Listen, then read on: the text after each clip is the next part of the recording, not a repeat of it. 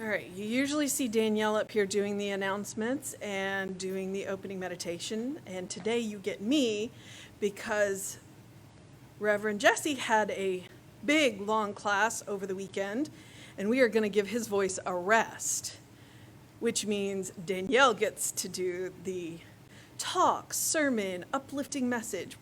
What do we even call it? So that's the first announcement. So please stay tuned for that. All right, so then we're going to move into the inner healing experience. And so what I'm going to encourage you to do is to take a nice deep breath. Just breathe it all the way down and relax as you release the breath. Take one more nice deep breath. And as you release the breath, relax. Set your day aside, set your week aside. If you want to set the whole year aside, relax and be here now. Universal love enfolds me. Universal wisdom inspires me. Universal spirit enlightens me. Universal power encircles me. I am one, and all is well. As we begin the inner healing process, let me invite you to relax in quiet confidence, opening yourself to the miracle-working higher power. Now symbolize the unity of your thinking and feeling nature by touching your chest with your right hand. And let my words act as your own for your own inner acceptance and receptivity. I acknowledge that there is a power, intelligence, and wisdom greater than my own. I am in the midst of it, and it is in the midst of me, sensitive and responsive to my every thought, word, action, and feeling. I now make this true for myself by saying aloud, I acknowledge. Acknowledging the higher power working through my life, I admit that I am personally responsible for solving my own problems, while being guided and assisted by something greater than myself. As I am ready to surrender the conflicts of my ego to the wisdom of the infinite presence, I simply speak these words. I surrender. Knowing that forgiveness is the key to unconditional love and the feeling of heaven, I now unconditionally forgive anyone and everyone who has ever injured me in any way, real or imagined. And I now forgive myself for all my mistaken judgments and their resulting actions. From my deepest level of understanding, now I say, I forgive. Realizing that I continually experience the effects of my own thinking, I now choose to allow the higher power to recreate me deeply, filling my mind with thoughts that are only constructive, positive, loving, and beautiful.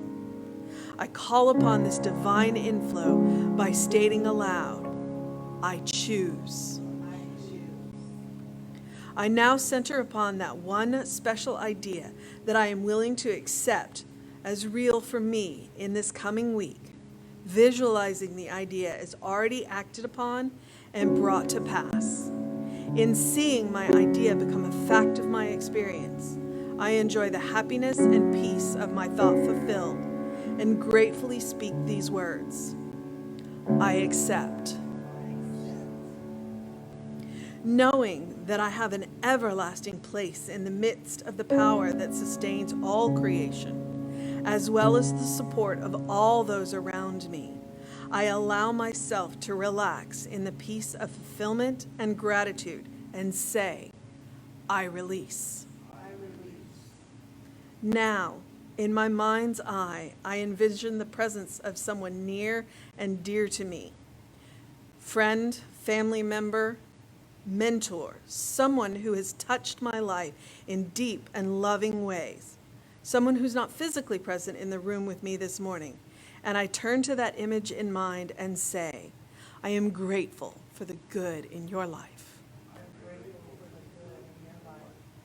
Now I open my eyes to the world around me and turn joyfully to that person next to me or on this broadcast virtually and share my gratitude and confidence by saying, I am grateful for the good in your life. Good morning, everybody. It's such a pleasure to be here and to be doing this morning. Like Lisa said, Jesse has had a very, very busy weekend. He's teaching a class from Denver through Zoom. And with that, it has an international student body. And so he finished close to midnight last night. So we thought he could use a little rest. So he's letting me talk today. I'm so happy to be here and be a part of this service with you guys. I'm so happy that you're here to be a part of this with me. I will be speaking from High Mysticism, like Jesse has been doing, from Emma Curtis Hopkins. I'll have quite a few quotes from there. I'm also going to be speaking from this book right here. It's called The Alchemist by Paulo Coelho. I don't know how many of you know this book. It's actually one of my very favorite fiction novels. Very quick read, very short. And it pretty much says almost everything that Emma says, but a lot less wordy. And it's a good story. It's a very good story. Traditional hero's journey story about a boy looking for his treasure. But the one thing that I truly love about it is that there's so many wonderful little nuggets of wisdom that are included in here. So many things that point directly to not only this teaching, but our lives and how we can work to make ourselves better. So I just want to throw that out there. I definitely encourage you, if you have not read it, to read it. It's really fun. It's really inspirational. It's such a good story. So I'm going to start off with a quote from Emma in High Mysticism. No matter what adversities face us, they are breakable under the ministry of inward truth. Invariably, stated in trouble or in peace. If thou faint in the day of adversity, thy strength is small. That is, great strength will not show forth to standing to and practicing flinching. So, I'm telling you, Emma's a beast. Emma's a beast. If you spend your life running away from yourself, running away from your troubles, running away from the things that you are afraid of, then what kind of life do you have? You know, fear can motivate us or it can cripple us. But it's our choice and our decision. What do we want in our lives? As a human species, and actually as a spiritual being having a human experience, we live in a world full of paradox. Think about it. When you breathe in, what's the very next thing you have to do? Breathe out. You have to breathe out. You have to, as it comes in, so it flows out. We like good versus bad, right versus wrong, up versus down. But with that, there's so many grays in between. And if we don't get comfortable with our grays, if we don't learn from those things that's in the middle, we can't fully appreciate all of those different extremes on either end. So with that, I would just like to let you know, as a quick reminder, you as a person are perfect, whole, complete, magnificent and beautiful, exactly who you are and how you are. But you're also a work in progress. And the key to that is work. You have to put in the work to progress. If you don't put in any work, there's no progression. There's no forward movement. So with that, the title for today is to awaken the God seed within. Think about a seed. A seed has everything it needs inside of itself. A tomato seed knows how to grow into a tomato plant and knows how to grow tomatoes. An apple seed knows how to grow an apple tree that knows how to produce apples. You have everything inside you that you need to be the highest and greatest you that you can possibly be on this planet. You just have to tap into that. You have to remember that. You have to give it a little bit sometimes. Just like a seed, if it sits on a shelf, nothing's going to happen to it. It needs fertile soil, it needs water, it needs sunlight. You too need to fertilize your seeds. You need to be active in the planting process. You need to make sure that you're taking care of your seeds so that they grow. So the first seed I want to talk about is activating your seed of power. And with that, I have a little quote from Emma. The genesis of all ideas is inward viewing and percept. The greatest ideas are generated by highest viewing. This is not a new teaching. In scholastic metaphysics, we read the existence of ideas is subsequent to that of perception, and even implies perceptual cognition. And I looked up perceptual cognition is the ability to identify and process environmental information. So if we're processing environmental information, all the stuff around us, everything that's going on, where do we process that but inward? Where do we actually tinker with that and figure out what it means but inside of ourselves? So in order to actually understand that process within yourself, you have to fertilize yourself. You have to go inward. And how do we do that? Hint, hint. Regular spiritual practice. Yes, I know. That's what we always talk about. That's what it always comes back to. Regular spiritual practice. For each individual, that regular spiritual practice may look different. But hopefully, in your regular spiritual practice, one key aspect that you utilize is looking inward. You can call it meditation, you can call it whatever. Call it sitting. Sitting in silence. Because that's all it is. You know, people have mantras, which are wonderful. Different people, they sit a certain way, they hold their hands a certain way, they might hum to themselves, they might say, all of that's well and good. But what it looks like on the outside has nothing to do with it. It's what's happening on the inside. That's what matters. That's what counts. So if your meditation is sitting outside with a cup of coffee on a nice day and looking at a tree, that's the perfect meditation for you. Your meditation could be watching a bird skip along. Your meditation could just be sitting in silence, listening to your inner voice. You know, it's funny. Sometimes people tell me, oh, I can't meditate. I tried that. That doesn't work for me. I can't shut off my brain enough to meditate. And what that reminds me of, and many of you, if you've ever taught in a classroom, especially with little kids, or you had little kids of your own, or have little nieces, nephews, or cousins, you might relate to this. When you walk in a room of little kids that know you and are familiar with you, all of a sudden it's like, whoosh. And they're like, oh, guess what I can do? Look at me. Oh, can I have a hug? Me, everywhere.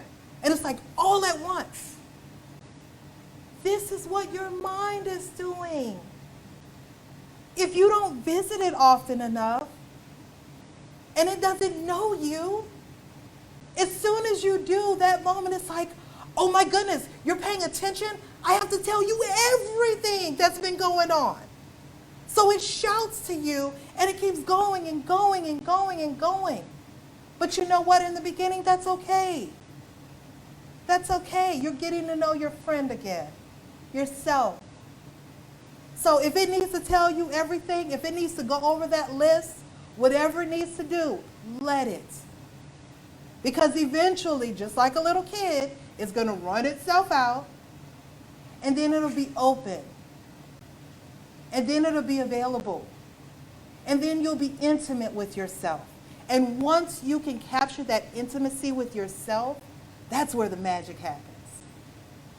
That's when you know who you are and how you are. That's when you can decipher what's going on in the world based on your soul, your spiritual being, your heart. Because it'll tell you each and every time. It'll warn you when something is not for you. It'll encourage you when something is for you. We just have to be open and receptive enough to listen. Now, another thing that happens is instead of listening, we distract ourselves.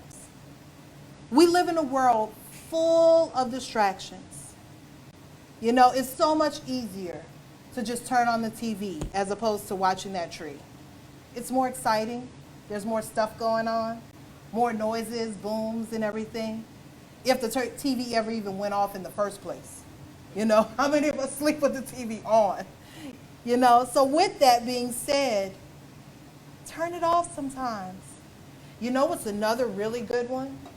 Oh, this thing right here. Oh my goodness. I don't know about you, but I can spend hours between checking email, looking at Facebook. Don't turn off Facebook right now. Looking at Facebook, getting on TikTok, all the social media apps, all the different things or whatever. Before I know it, my whole day is gone because I've spent it looking at that little screen. Sometimes we just need to turn that off a bit. It's okay to have those distractions. It's okay to relax and not meditate all the time, not be such a spiritual being every single moment of every single day. But we do need to do it sometimes. We do need to remember that our inner self is our friend. And so because of that, we want to check in from time to time. Another distraction that we have is that we have the have-to blues. Oh, I have to do this. I have to do that. I can't right now because I have to take care of this. I told so-and-so that I was going to do this for them. Now I have to run and do this. And I have to. How many I want to's are in there? How many I need to for me is in there? It's okay to take care of yourself. It's okay to be there for yourself. It's okay to take time to do what you want, no matter how frivolous it is. One of the things that I love, and I'm not going to endorse any particular company or anything, but they have these setups where you go and you paint a picture. They teach you step by step how to do it. A lot of times they have little music going on in the background or whatever. Sometimes I go just by myself, just to get away, because that's something I like to do. You know, it's not for anybody else. It's not for any reason. Yes, I'm spending 30 to 40 bucks, but at the same time, it makes me feel good inside. So that's something I do for myself. What do you do for yourself? What is it that you get for you to please yourself? Another thing we do, which I call the company clean theory, we love to look good on the outside. We can put the smile on. You know, how are you today? Oh, I'm fine. How are you? You know, we have that company clean right up here on the surface for everybody to see. And inside we're a hot mess. We're boiling over sometimes. Or we're just on the verge of tears. It's okay to be vulnerable. It's okay to let people in. Now make sure it's the right people. You know, you don't want to walk up to a stranger and start blurting out all your business. That's not their problem. But someone you love, someone you care about, someone you trust, let them in. It's okay. You don't have to keep that company clean up. It's all right to let it go sometimes. Hopefully you have good people in your life that you can do that with. And if not, we'll talk about that in a little bit. That's another seed that we're going to be working on. How many times have you compromised your internal needs by obsessing over external desires. And what I mean by that is you're in a relationship. It could be a romantic relationship. It could be a familial relationship. You desire love, acceptance, compassion, receptivity. You're not receiving those things. So instead, you settle for the gifts, for the placates, for the external dressing, as opposed to what you really want, because you haven't vocalized to them what you need from them. But again, in order to vocalize that, you have to know what it is you need. Sometimes we have yearnings inside of ourselves and desires that we can't vocalize, and the reason why is because we have not fully tapped into them ourselves to figure out what words we need to get what we really want. It's a process. It's a process. We can do this. We can work through it, but you have to do the work. Again, work in progress. You have to do the work. Another thing, a lot of people are living in their story. 20, 30, 50, whatever years ago, this happened to me. And oh my goodness, look at me. I can't believe this happened. I'm such a great person. How could this possibly be my story? And you have to go around and you have to tell that story, and you have to have others tell that story, and you have to live in that story over and over. Now with that, let me be clear. Trauma is real. Trauma hurts on our deepest level. And sometimes we need help to heal that, even if it happened years ago. Because in our mind, in our hearts, in our spirits, we've been reliving that over and over and over again. So whether you come to a place like this, whether you reach out to a therapist, whether you just reach out to family and friends, you should get help for any traumatic experience that still negatively affects your life. What I'm talking about is living in the story, because then you get all eyes on you. If we don't know people, we might be the people. Just saying. But if you have to keep telling that same story over and over and over again of how somebody hurt you, of what they did to you, just for attention's sake, just to feel validated and heard, then that means you have some work to do. You are more than your story. You are more than that hurt and that pain. You're perfect. You're beautiful. You're wonderful. You have and are everything that you need. You don't need that story.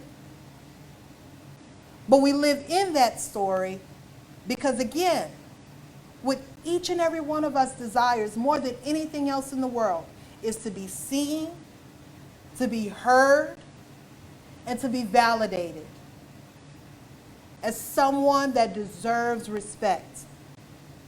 But the truth is, you don't need anyone else's validation. All you need is your own. That's all you need. You are responsible for your life. Nobody can fix your problems if you don't ask for help. Nobody can do it for you. You have to do it for yourself. And the first step is, number one, identifying what problems you do have, and then number two, going about the work to fix it. That's all it takes. What's going on inside of me? How can I fix it? Am I happier than I was yesterday? Am I better than I was 2 weeks ago? Is my life more satisfying than it was a year ago, 2 years ago? Can I say that this is really working? Because if it's not working, then maybe we need to make some other changes and do something else to make it work. The next seed after that is the seed of passion. Find something you love. Find something you're enthusiastic about. And guess what? It's okay to change your mind. It doesn't matter what it is. Anything. And the way you know is how you feel. If you feel enthusiastic about it, you're on the right track. If you feel excited before you go and do it, that's something for you. That's what you should be doing. That right there. Be your own cheerleader. Be your own praise team. You know, sometimes when I do work out, that doesn't happen all the time, I admit. But when I do, I have to cheer myself on. I have to be the one to say, you know what? You got this. You can do this. Keep going. Because I know this is good for me. I know this is something I need to do. You know, it's okay to be your own cheerleader. It's okay to motivate yourself and move yourself forward. You want to be that person in your life. It's nice when there are others in your life doing it too. But if they're not, you should be the main one doing it for yourself. Because at the end of the day, it really doesn't matter what anybody else thinks about you. It really doesn't matter how anybody else feels. It's all about how you feel about yourself. Be open to new things, because if there's a new thing that comes to you, that means it's for you. One of the quotes from the book, The Alchemist. Hold on, let me find it.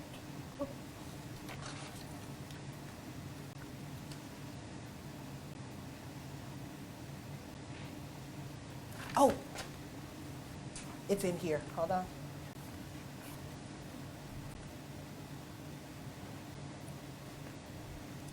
The boy didn't know what a person's personal legend was.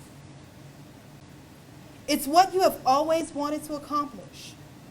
Everyone, when they are young, knows what their personal legend is. At that point in our lives, everything is clear and everything is possible.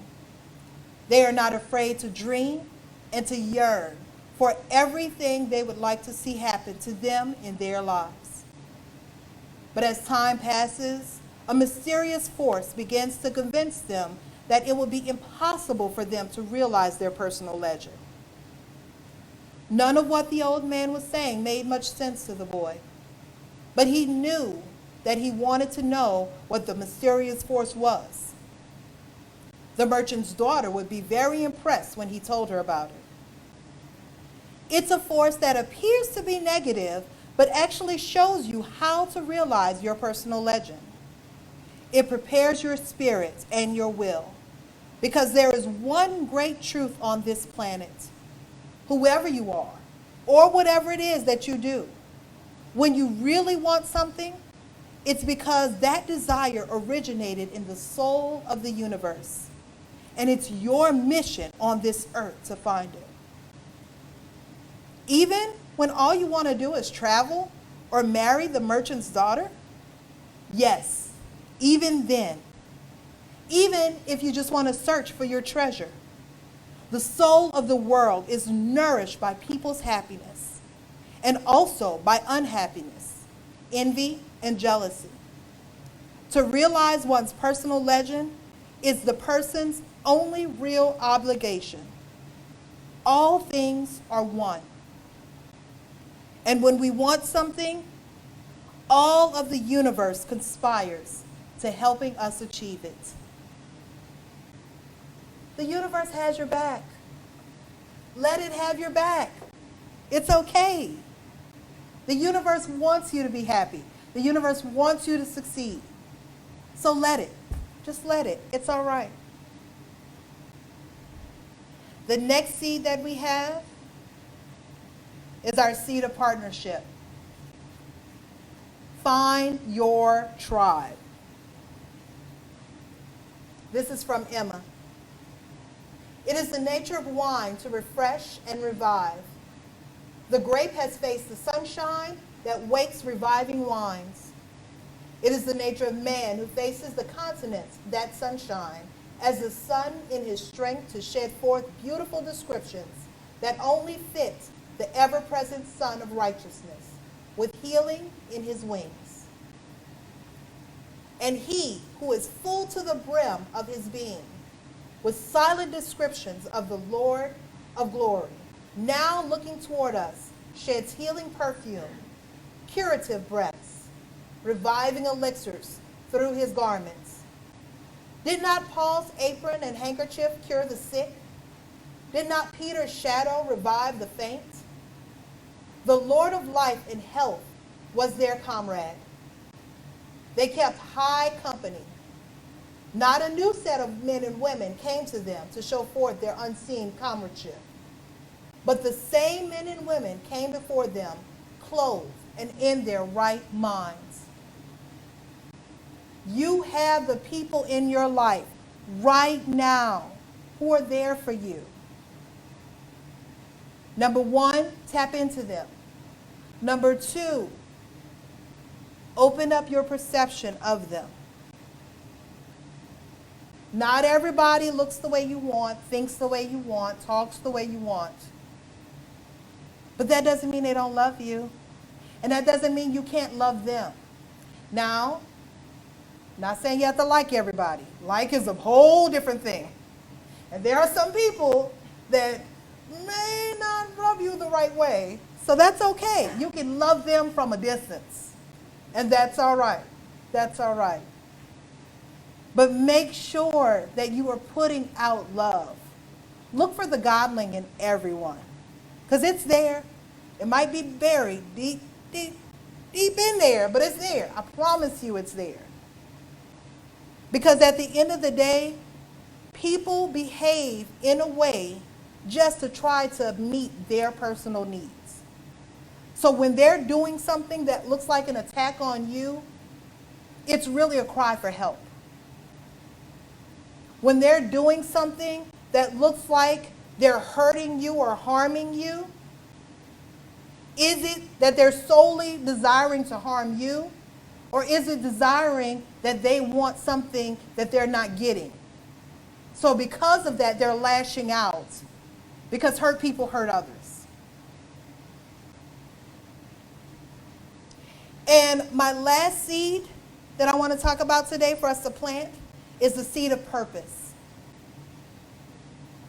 Just like we talked about that personal legend, seek out your personal legend. Dig deep. Figure out what it is that you are on this planet to do.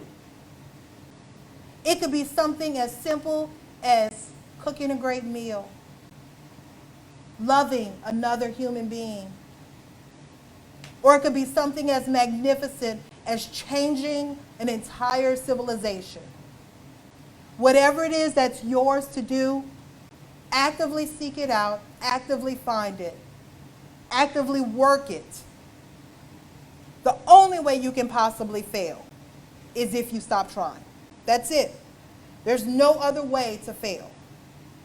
We fear failure, but more than failure, we fear success. Because if we succeed in something, then what? What's after that? Change, evolution, transformation. And we got comfortable with what we know. That unknowing, that's something completely different. I invite you to lean into the uncomfortableness of life, because that's where the magnificence happens. And before I go, I know Lisa's going to treat for us, right, when we leave? Yes, Lisa's going to treat for us. I have one more story from The Alchemist that I want to share with you guys. A certain shopkeeper sent his son to learn about the secrets of happiness from the wisest man in the world. The lad wandered through the desert for 40 days and finally came upon a beautiful castle high atop a mountain. It was there that the wise man lived. Rather than finding a saintly man, though our hero expected, on entering the main room of the castle, he saw a hive of activity. Tradesmen came and went. People were conversing in the corners. A small orchestra was playing soft music.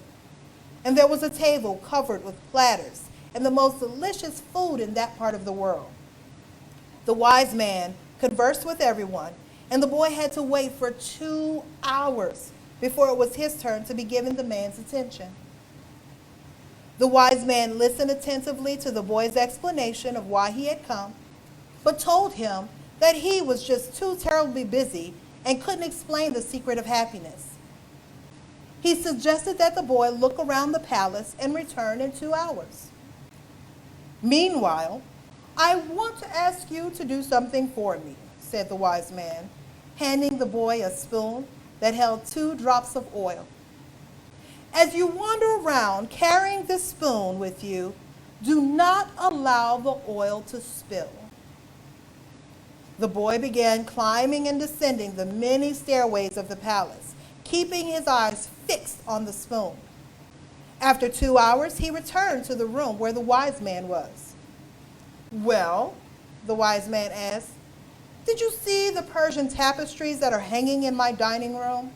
Did you see the garden that it took the master gardener 10 years to create?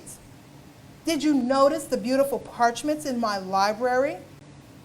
The boy was embarrassed and confessed that he had observed nothing. His only concern had been to not spill the oil that the wise man had entrusted to him. Then go back and observe the marvels of my world, said the wise man. You cannot trust a man if you do not know his house. Relieved, the boy picked up the spoon and returned to his exploration of the palace. This time, he observed all the works of art on the ceilings and walls. He saw the gardens and the mountains all around him, the beauty of the flowers, and the taste of which everything had been selected. Upon returning to the wise man, he related in great detail everything he had seen. But where are the drops of oil I entrusted to you? Asked the wise man. Looking down at the spoon he held, the boy saw the oil was gone. Well, there's only one piece of advice I can give you. The secret to happiness is to see all the marvels of the world and never to forget the drops of oil on the spoon. With that, I invite you to remember with me that this day is a sacred day because you are in it and it belongs to you. Take the time, knowing you deserve it, to breathe it in, treasuring the beauty of life all around you and caring for the drops of oil deep within you. And most of all, love yourself. Be kind to yourself. And know that you are the physical embodiment of universal love. Thank you.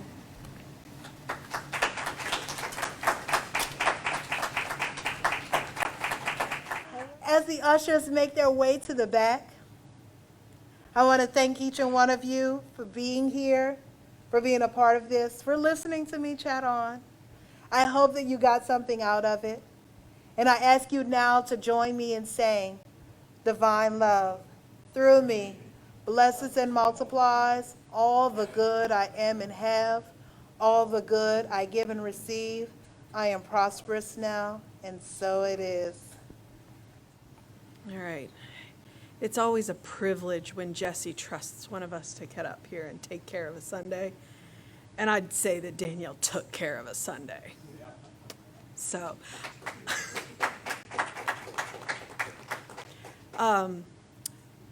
last announcement, and then I will take you into treatment, prayer. If you would desire prayer after the service, we have practitioners available. Jim Cantor is our on-site, and he will meet you back in the children's room. after the service, and Monty is our practitioner online, so if you are watching us virtually and would like treatment for about 10 minutes after the service, they're available 10-20 minutes after the service. Check the comments for the link to get a hold of Monty. I believe they do it by Telebridge? Okay, by Telebridge, so it's a phone thing. And whatever I was about to say just popped right out of my head. Never discount the value of planting a seed.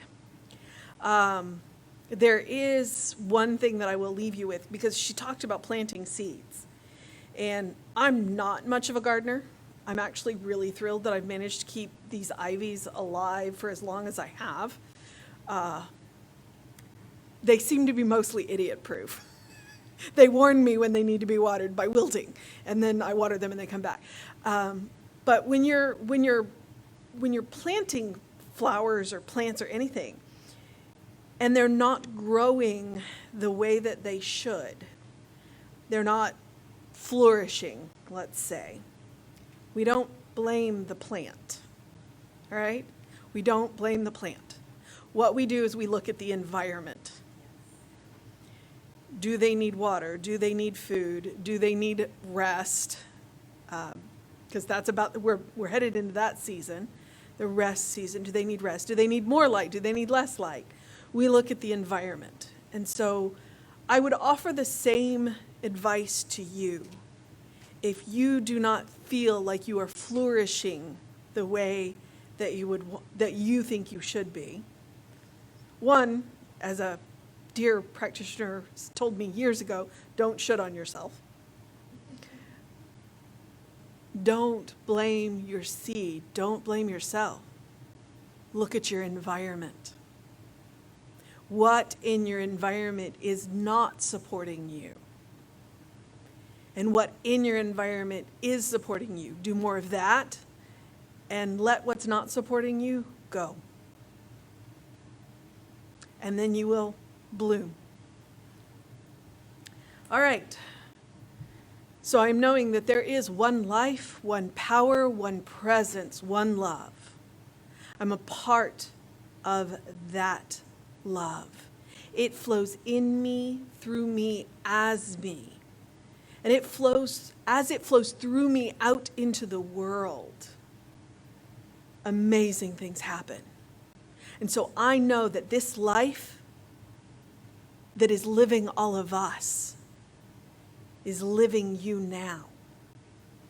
It is imparting all of the information that you need, want, desire.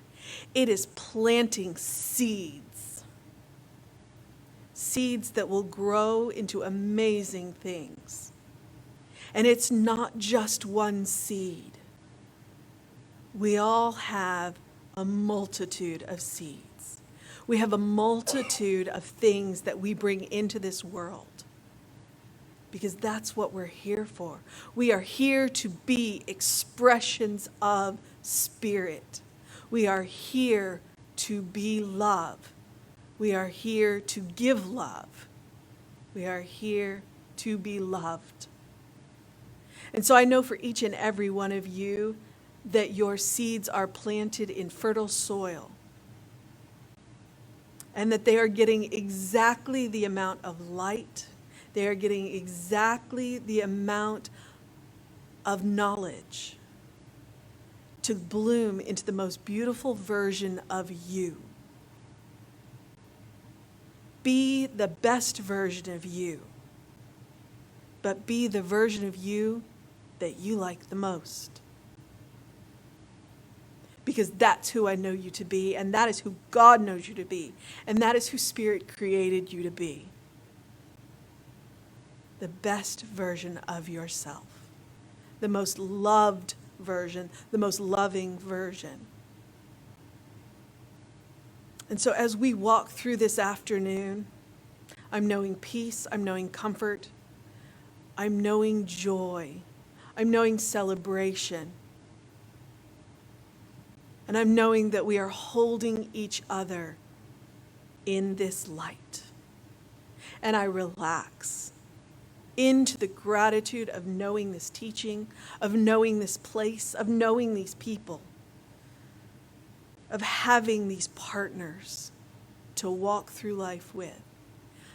I relax, I release, I know that it is so, and so it is. Something wonderful is happening through me. Something wonderful is happening through me. I choose it. I choose it. I trust it. I trust it. I use it. I use it. And I love it. And I love it. And so it is. And so it is. All right, Danielle.